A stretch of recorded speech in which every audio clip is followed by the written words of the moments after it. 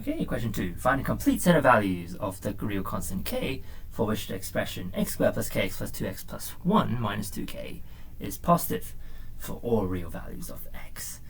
Okay, so basically the graph, the quadratic graph has to be above the x-axis no matter what. Yeah, above the x-axis no matter what. Okay, so what is the strategy for this?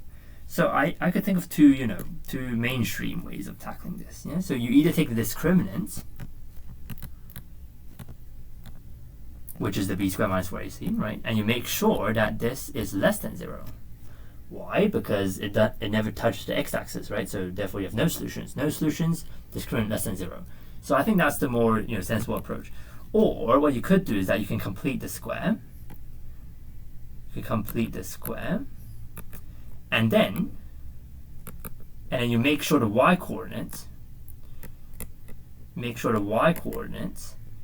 is greater than 0. Right? Because if you think about this, like if you complete the square, you get this point, right? You have the coordinates of this point. If you make sure the coordinates of the minimum point is above the x-axis, then the whole thing is above the x-axis, right?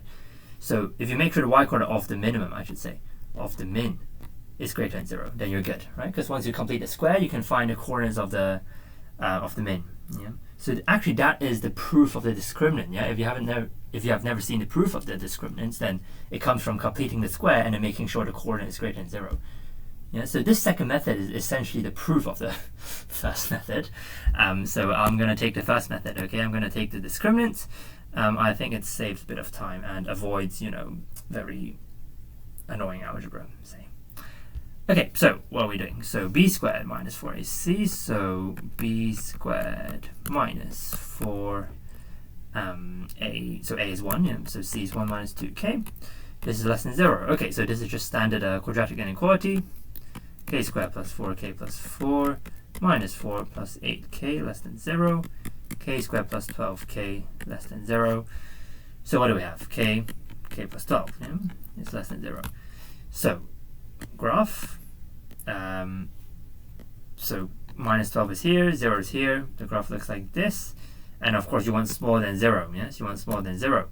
So smaller than 0 is the part below, which is here. Yeah. So that's why we want in between negative 12 and 0. Yeah. When you solve quadratic inequalities, always draw a graph. Yeah, it really helps. So then A is your answer. There you are.